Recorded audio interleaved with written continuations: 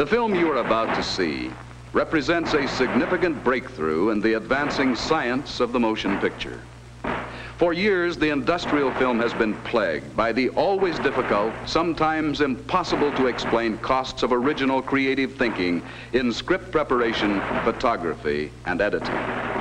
Now, at last, we are pleased to announce the elimination of these unnecessary irritants through the utilization of a hard-hitting, versatile, and all-encompassing film document, the first truly all-purpose film. When viewing this film, please keep your company name and your product in mind. You are about to witness history in the making.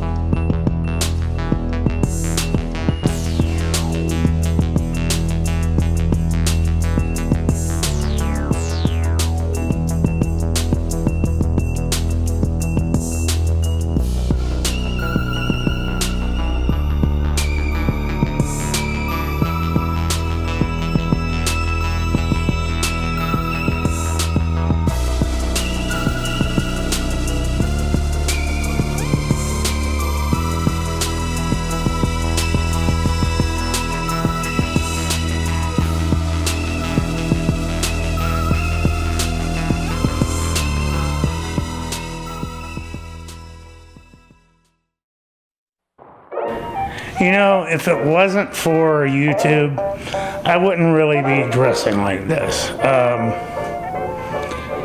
It's not me. I feel like I'm dressing up the way I thought I dressed in high school.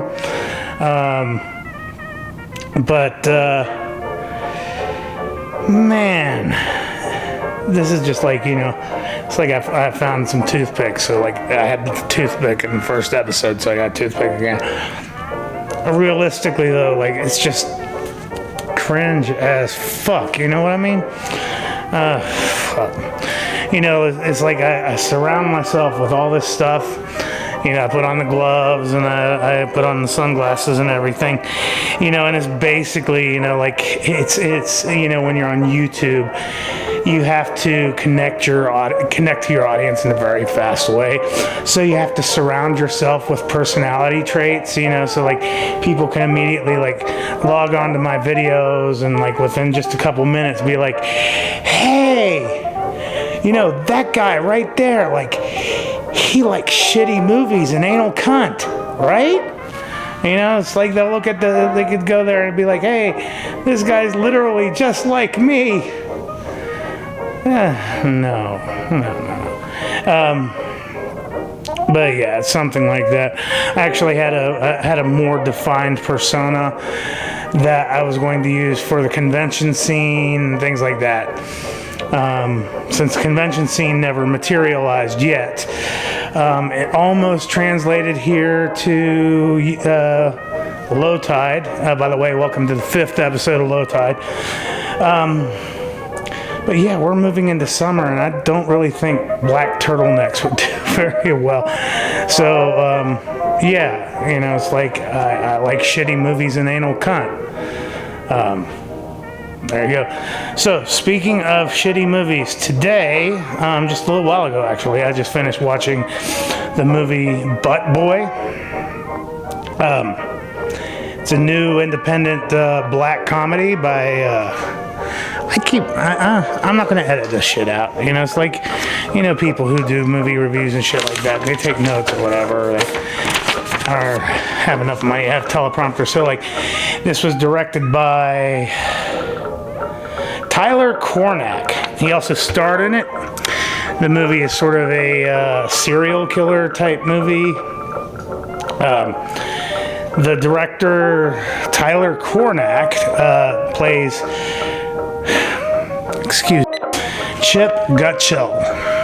See, I can't remember that. That's a stupid ass name. Chip Gutshell. We learn early on in the movie that, he's one of these people that has like one of these dead-end cubicle type jobs, working in an office space type environment.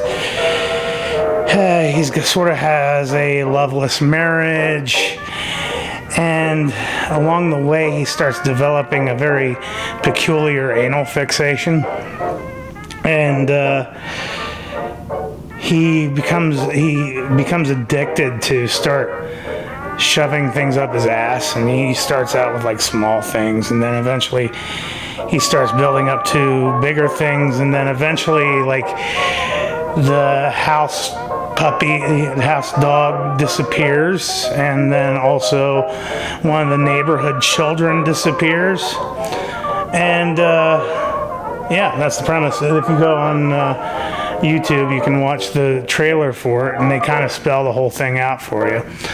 So you're asking me to go off this theory you got about a white married male who happens to be a father living in the suburbs of Critica County, who also happens to be your AA sponsor, has been secretly running around, cramming objects, animals, and children up his ass.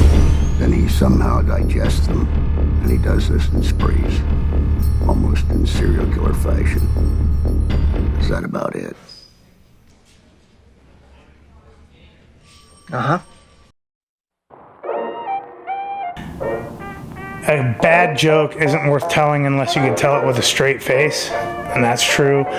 And then you also have the case of the Aristocrats. If you're not familiar with the Aristocrats is like a really famous joke. It's been told multiple times. Everybody has like a different variation of it. I'm not going to go into it, but it's meant to be like filthy and disgusting, and like one of the grossest jokes out there. But like everybody knows, once somebody starts getting into telling the Aristocrats, everybody knows, like what the joke is, and so they're just waiting to see how it's told. So, sometimes it's not a matter of whether the joke itself is funny, but the fact that the joke is told at all, or how the joke is told. And here's a case where, like the butt boy could have been told in, basically two different ways.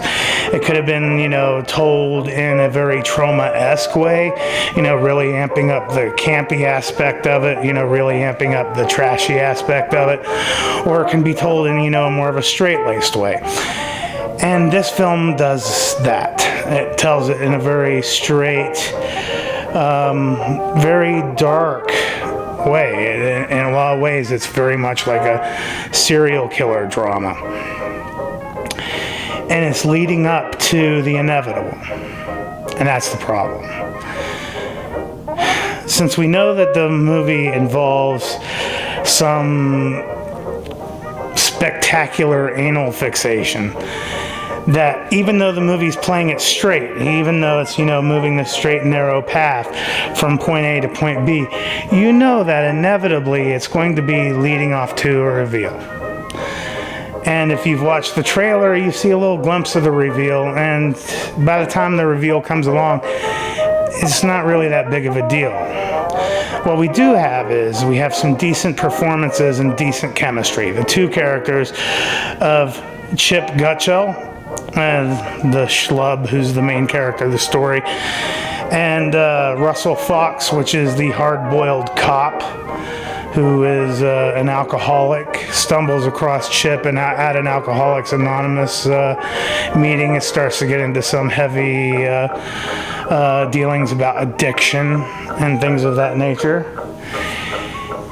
But there's some really, good qualities to this movie. It's got, some great cinematography. Actually, the cinematography is pretty fantastic. The lighting and the color palette is bright and vibrant. The way the camera works on just sort of like these static medium shots makes everybody feel like, they're in almost like a diorama or like a Barbie playset or something like that. And So there's some really effective things, and there's some really great scenes. There's a scene where Chip falls off the wagon after playing a board game with his wife and daughter and sees one of the board game pieces, and he gets up in the middle of the night and he gets fixated about shoving it up his ass, and it's intercut between the cop on a raid, and it's a very violent scene, but it's done in a very nice manner. And then you have like the first realization of the cop when he runs into Chip at his work after a child has disappeared, and that cop instinct is like, yeah, Chip has to be involved in this somehow. He has to be involved in this somehow. And the interaction between those two in that particular scene is done very, very well. In fact, I would say Tyler Rice is his name, who plays the cop, who plays Russell, does a very good job of bringing up that like hard-boiled emotion.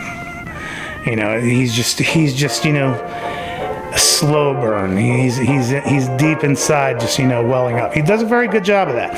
Except they put some close-ups on him during that scene, and either he's just naturally greasy, or he's just got like this fake beard that just reflects all the light off of it. So like he's got like this really glossy, greasy looking beard, sort of like mine. And after a while you just sort of like get distracted from his beard. And then you have like this like give and take, it becomes sort of like a little bit of a cat and mouse between Russell and Chip. It's like, Russell, tries to convince his boss that, the suspect in the case is this guy who is shoving animals and objects and children up his ass. And he puts it so succinctly. And that's the problem with this movie, is it doesn't really know what it wants to be. What it feels like is, it feels like a sketch you would find on something like Funny or Die, except spread out over 90 minutes.